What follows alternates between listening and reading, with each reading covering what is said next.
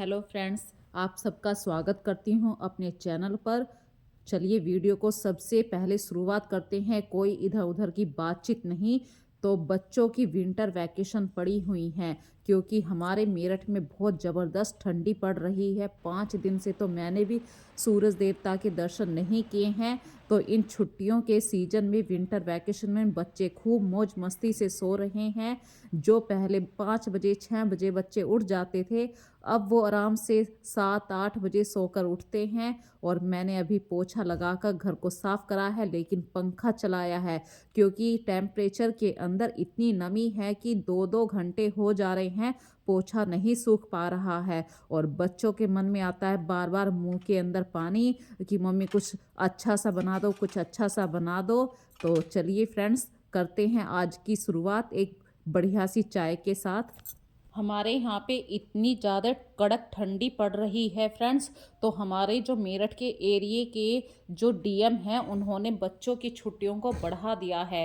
पहले ये छुट्टी 5 या 6 तारीख तक होनी थी, लेकिन अब ये बढ़कर 13 जनवरी तक हो गई है और 14 तारीख को है मकर संक्रांत। तो बच्चे आराम से है, खूब एंजॉय कर रहे हैं। बच्चों को तो बस नींद चाहिए, खेल चाहिए और घर में आराम से रहें, लेकिन पढ़ने के लिए मत कहो। तो बच्चों का तो दिल की हो ही रही है। चलिए कोशिश करते हैं बच्चों के साथ उनकी छुट्टियों में शामिल हो जाए। लेकिन मौसम इतना ठंडा हो रहा है कि कोहरे की तरह बूंद बूंद टपक रही हैं। कल ही ये छत बिल्कुल साफ सूख गई थी, लेकिन अब देखिए पूरी छत ऐसे हो गई है जैसे कि किसी ने वॉश किया हो।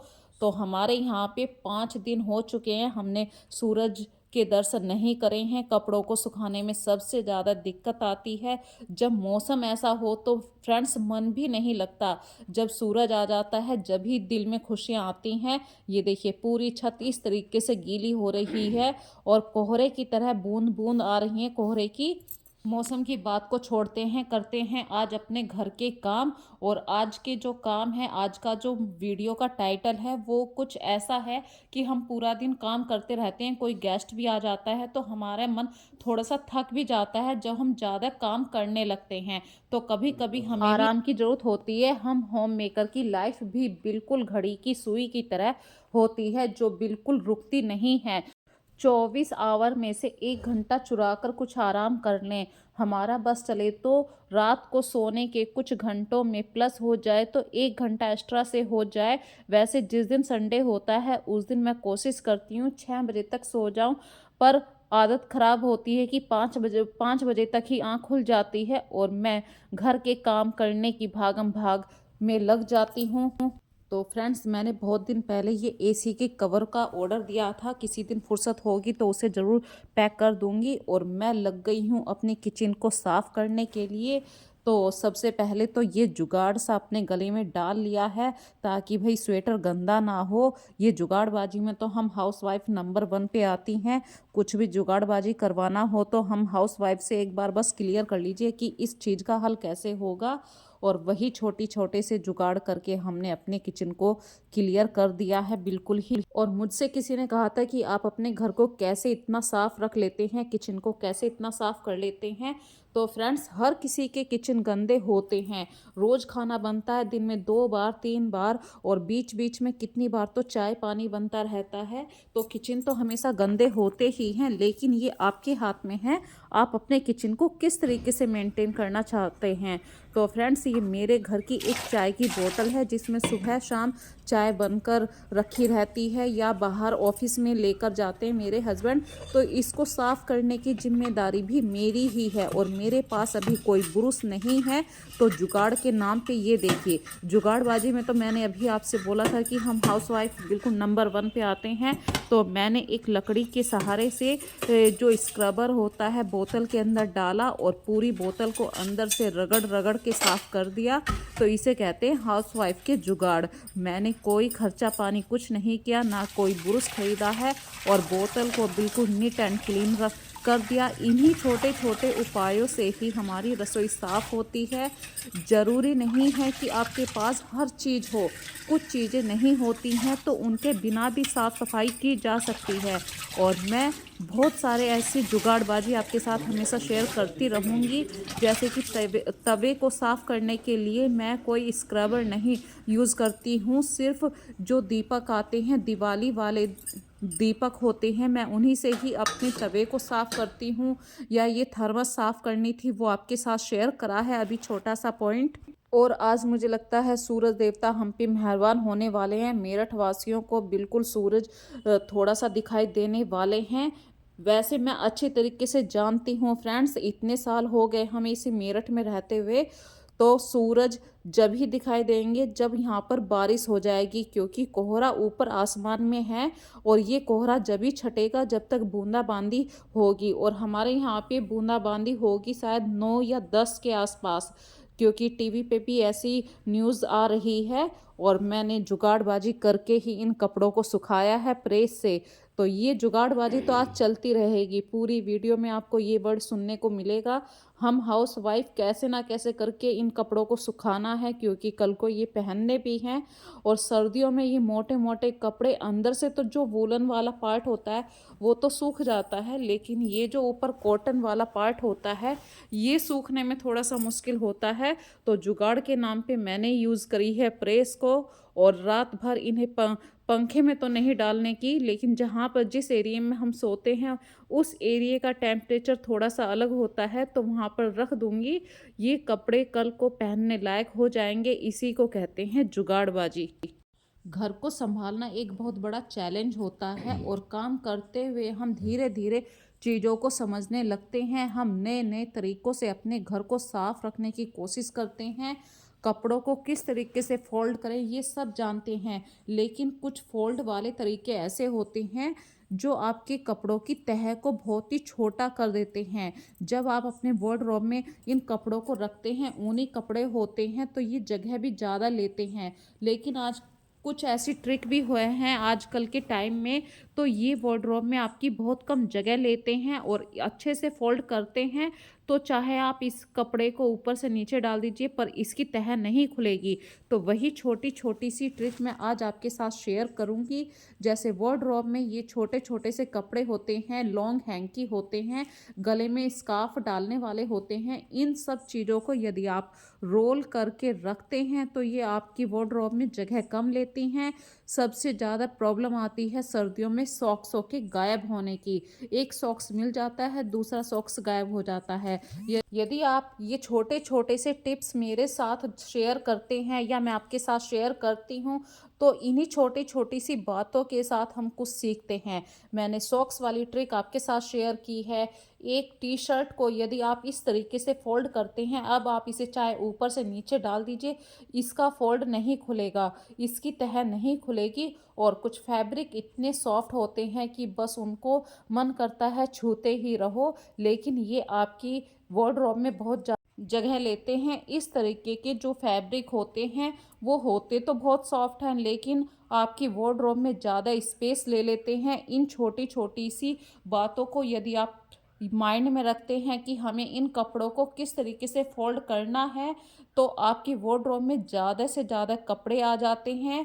कपड़ों को लंबी तह में मत रखिए, ज़्यादा से ज़्यादा उसे जितना छोटा कर सकते हैं ताकि और कपड़े आ सकें। और फ्रेंड्स, मेरे घर में जब कल कोई गेस्ट आए थे तो बाहर सारे कप प्लेट आ जाते हैं, तो इन कप प्लेटों को सही से अरेंज रखना भी हमारी ही जिम्मेदारी है। तो सर्दियों का मौसम चल रहा है, कितना भी आप बर्तनों को सही से रख लीजिए, लेकिन फिर भी इनमें पानी रहता है, नमी बहुत ज़्यादा रहती है, तो कपड़े से वाइपिंग करना बनता है। सारे कप प्लेटों को मैंने कपड़े से वाइप कर दिया है ताकि इन्हें इनकी प्रॉपर जगह दे सकूं। और मेरी जो किचन की अलमारी है जिसमें मैं ये कांच के कप प्लेट रखती हूँ, कोशिश करती हूँ सारे कांच के बर्तन सबसे पहले हटाऊं, क्योंकि जो स्टील के बर्तन हैं यदि वो गिर गए तो कोई समस्या नहीं है, लेकिन एक भी कांच का कप गिर गया तो पूरा सेट खराब हो जाता है। और एक हाउस वाइफ के दिल में सबसे ज़्यादा दर्द जब ही होता है जब उसकी फेवरेट क्रॉकरी टूट जाती है। तो मैं अपने घर की, भले ही मेरे पास इतनी अच्छी क्रॉकरी नहीं है, लेकिन मैं अपनी क्रॉकरी से बहुत ज़्यादा प्यार करती हूँ। और एक लेडीज़ को बस अपनी किचन सबसे ज़्यादा साफ़ चाहिए, और मुझे अपने घर में किचन और बेड दोनों साफ़ चाहिए। बेड पे यदि कोई गंदा पाँव भी लेकर चढ़ता है तो मेरे अंदर थोड़ा-सा गुस्सा उस टाइम हाई टेम्परेचर हो जाता है। तो मैं बस 2 चीज़ों को अपने घर में सबसे ज़्यादा साफ़ रखने की कोशिश करती हूँ। चाहे कपड़े मैं प्रेस करूँ या नहीं करूँ ये चलता है। बर्तन भी मैं टाइम से धो देती हूँ, लेकिन किचन का जो सिंक एरिया है वो बिल्कुल साफ़ रहना चाहिए, ड्राई रखती हूँ। और फिर 1 कप गरमा-गरम चाय के साथ, क्योंकि सर्दी बहुत ज़्यादा है और बच्चे हैं छुट्टियों पर, तो बच्चों के पेट में लग रही है चूहों वाली खुरापात, मतलब खुरापात नहीं, चूहे कूद रहे हैं। तो बच्चों ने कहा मम्मी कुछ बना दीजिए, और मैंने बच्चों की मनपसंद बनाया है आज राजमा चावल। तो फ्रेंड्स चलिए देखते हैं आज राजमा राजमा चावल किस तरीके से बनाए हैं। लेकिन उससे पहले मुझे दिख जाते हैं ये छोटे-छोटे से घर के काम, जैसे कि बच्चों ने कुछ कबर्ड से निकाला लेकिन कबर्ड खुली छोड़ दी। फ्रिज के ऊपर मैं कितना भी संगवा लूँ लेकिन बच्चे कुछ ना कुछ सामान छोड़ देते हैं, और मैं फ्रेंड्स कहती हूँ अगर बच्चे नहीं होते तो मेरा मन भी नहीं लगता। सही से आपके साथ बात कहूँ तो जब तक के बच्चे सामान नहीं फैलाते तो उस घर को एडजस्ट करने में भी मन नहीं लगता है, और बच्चों के साथ ही परिवार का मन लगता है, परिवार की खुशियाँ होती हैं।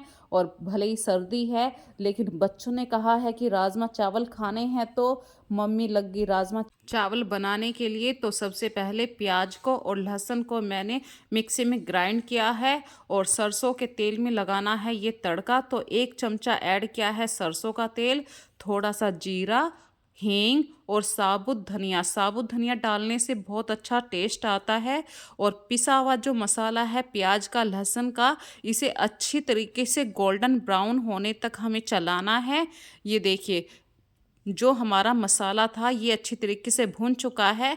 अब इसमें ऐड कर दिए हैं मैंने टमाटर प्यूरी को, साथ में थोड़ी सी डाली है हरी मिर्ची, और जितने भी आप मसाले खाना पसंद करते हैं, कम मसाले खाते हैं तो कम डालिए, पर हमारे यहाँ पे तो राजमा चावल थोड़े से तीखे ही खाए जाते हैं। और राजमा को मैंने पहले ही बॉईल कर रखा था, तो राजमा मैंने डाल दिया है मसाले के अंदर। अब डाल दिया है 1 कटोरी मैंने पानी। अच्छी तरीके से इसे बॉईल आने दीजिए, जब तक ये खदकेगा नहीं तो इसमें टेस्ट नहीं आएगा। और 1 पंथ 2 काज तो मैं हमेशा करती हूँ, किचन में खड़ी हूँ तो टाइम को वेस्ट नहीं करूँगी कि राजमा बॉईल हो रहा है मैं वहीं खड़ी रहूँ।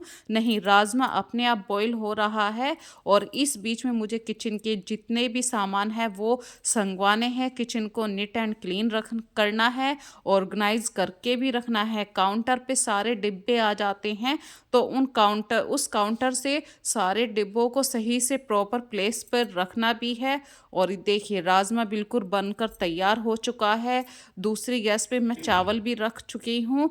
तो राजमा अच्छे तरीके से बन चुका है, बस अब इसे सर्विंग करना है। और सर्विंग करने के लिए बस प्यार की ज़रूरत है। आपने कितना भी अच्छा खाना बना लिया है लेकिन प्यार से उसे सर्व नहीं किया है तो वो खाना मायने नहीं रखता है। प्यार ज़रूर डालिए खाने के अंदर। और फ्रेंड्स आई होप मैं आज की वीडियो आपके साथ जो मैंने शेयर करी हैं छोटी छोटी सी बातें, इन सब बातों से आप बिल्कुल सहमत होंगे। आज के व्लॉग से आपने कुछ ना कुछ तो सीखा ही होगा, और मैं भी किसी ना किसी व्लॉग से सीखती हूँ। तो मुझे कमेंट सेक्शन में ज़रूर बताना कमेंट करके आज की वीडियो कैसी लगी है। जब मैं आपके कमेंट के आंसर करती हूँ तो मुझे बहुत ज़्यादा खुशी मिलती है। तो इसी के साथ करती हूँ अपनी वीडियो का लास्ट। अभी तक यदि आपने मेरी वीडियो को सब्सक्राइब नहीं किया है, चैनल पे जाइए, सबसे पहले सब्सक्राइब कीजिए, बेल आइकन को क्लिक कीजिए ताकि अगली वीडियो का नोटिफिकेशन जल्द से जल्द मिलता रहे। So take care and bye bye.